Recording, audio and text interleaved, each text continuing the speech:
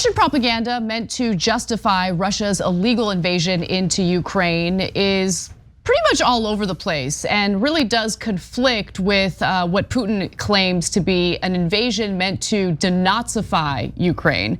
The person you're seeing next to me is a religious leader in Russia, Patriarch Kirill, who apparently during a recent sermon argued that the reason why this is happening to Ukraine is because they're a little too friendly to the LGBTQ community.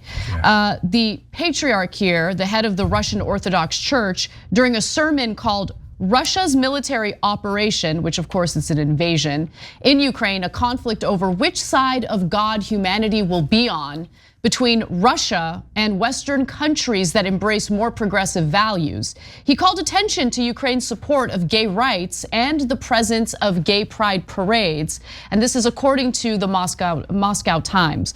Now, I do want to give you some quotes from his sermon because again, remember what Putin said. Putin claimed that he wanted to do this invasion to denazify the Ukrainian people, to liberate them from their oppressive government. Now, this religious leader said pride parades are designed to demonstrate that sin is one variation of human behavior. That's why in order to join the club of those countries, you have to have a gay pride parade.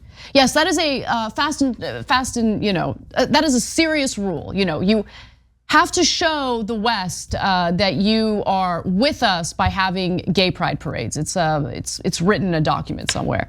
By the way, gay pride parades, nothing wrong with them, lots of fun. But let me give you more. He further says that the gay pride parades serve as like a loyalty test to the West. Further, he claimed that the breakaway regions of Ukraine at the heart of this current conflict, collectively known as Donbas, have fundamentally rejected such values. If humanity accepts that sin is not a violation of God's law, if humanity accepts that sin is a variation of human behavior, then human civilization will end there, he said. Whatever, dude, shut up. And in Donbas, he says, there is a rejection, okay, a fundamental rejection of the so-called values that are offered today by those who claim world power. We know that if people or countries reject these demands, they are not part of that world, they become strangers to it. Yeah. All right, so look, unfortunately this has some chance of working and I'll tell you why in a second. But first, let me go off on this guy. So there's nothing sinful about being gay.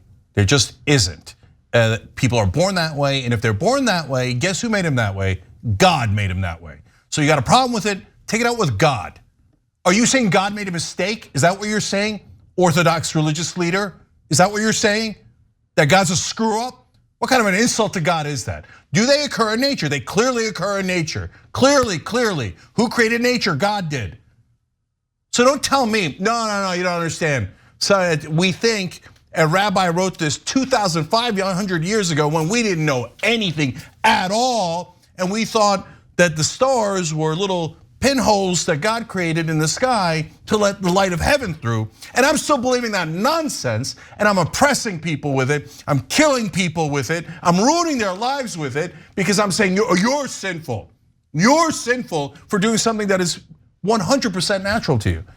So no, religious leaders like that are the ones who are deeply immoral. They're bad people, they're evil people, and they bring sin into the world because they bring hatred and fear of others that God created. He's against God. He's a demon. Well, okay, just to speak their goddamn language. Let me just jump in real quick, Cenk, because think about what he's calling for, right? He is justifying the invasion, which has killed, as an underestimate, a severe underestimate, hundreds of Ukrainian civilians, innocent individuals, okay?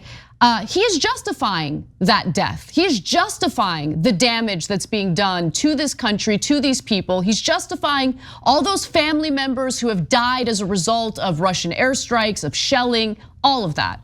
And he somehow considers himself the righteous one. He considers himself the good one. right? All those innocent people dying, not a problem. Let's blame what's happening to the Ukrainian people on the fact that they're more accepting toward the LGBTQ community. Oh, and by the way, according to Putin, they're liberating these people, right? They're liberating the people of Ukraine who are now dying as a result of their invasion. Yeah, all right. So that's a great word, righteous. And so, look, there are wonderful religious leaders in the world. In fact, my hero is a religious leader. I've said this many times. Reverend Martin Luther King Jr., Reverend William Barber today in America is a hero of mine, okay? But when you look at the fundamentalist religious leaders, the top ones throughout the world, most of the time, they are evil. And they don't believe in God. They don't believe in spirituality. They believe in power. And they believe in fear and hatred. And they push that hatred to everyone. It's a poison. Don't ever allow them to call themselves righteous. They are not at all righteous. Look at him. Look at all that murder that cleric is in favor of. Why? Well, why we had to murder them in order to liberate them from not hating gay people. Now he's disgusting. He's an evil pig. Now, why is it gonna work? Because unfortunately, the world is still hooked on religion. We're hooked on oil and we're hooked on religion. We gotta get off the reliance on religion. So because we're hooked on religion, the minute he says something hateful, people are gonna be like, well, God said it. No, God didn't say it. That idiot jackass said it, right? He doesn't talk to God. He doesn't. He's just an evil, evil man who hates other people. He doesn't talk to God. But yet, all the Orthodox people now and that believe in him will be, oh no, oh great leader, who should we hate, great leader? And so it'll rile up all the religious fundamentalists in Russia, and by the way, in other countries. And it'll help Russia rally all the religious zealots across the world. Right. Oh, you guys hate gay people as much as we do? Go kill Ukrainians, go kill Ukrainians, so we can all hate gay people together. It'll work, why? Because we're still hooked on religion. Get off of religion. That's the problem. Okay, so, and then they'll take this stuff and say, oh, can you believe that he's against God? But I didn't say that, did I? I'm against these demonic, so-called religious leaders who are pure evil and only care about power and profit. By the way, we exposed these guys over and over again. TYT Investigates showed how the National Prayer Breakfast, it loves the Russian influence. Why? Because the Russian government is anti-LGBTQ. That's why they brought in the Russians in the first place into the right wing in America. And then there's that National Prayer Breakfast, which the Democrats shamelessly still go to, then takes the representatives from America and spreads that anti-hate, anti-LGBTQ hate all across the world to places like Russia. It's the sick right-wing zealots in this country that actually drives a lot of that. Yeah, I mean, and it shows you how religion is used as a tool for otherizing the people who are being brutalized, right? You see it happen all the time, all over the world in various conflicts. It gets painted as a religious war when in reality, religion is just utilized as a tool to otherize and to justify invasions and brutality. That's really what's going on. So this is the kind of propaganda that some Russians, unfortunately, are being fed, in addition to propaganda in state-sponsored media. Remember, any type of independent news source is now completely banned in Russia. Another thing to mention is the steep penalties and fines that people will have to deal with if they dare call this invasion what it is, an invasion. Journalists could face 15 years in prison if they call it an invasion. That's an example of the type of censorship that's currently going on in Russia. So when we talk about the protesters in Russia who really put a lot on the line to speak out and protest this war that's being waged by the Russian government, they're insanely courageous because of how much they have to lose, because of what they're likely to be met with. Brutality, prison time, just awful treatment by this authoritarian president who does not want the world to really know and doesn't want his own people to really know what's transpiring with this invasion. Yeah, so I'm done babying religious fundamentalists. You call anyone gay evil, I'm gonna call you evil. You're immoral, you spread hate, and I'm gonna fight to protect our brothers and sisters. So, and look at this evil son of a bitch who says, kill Ukrainians, kill them, murder their babies, so we can hate gay people together.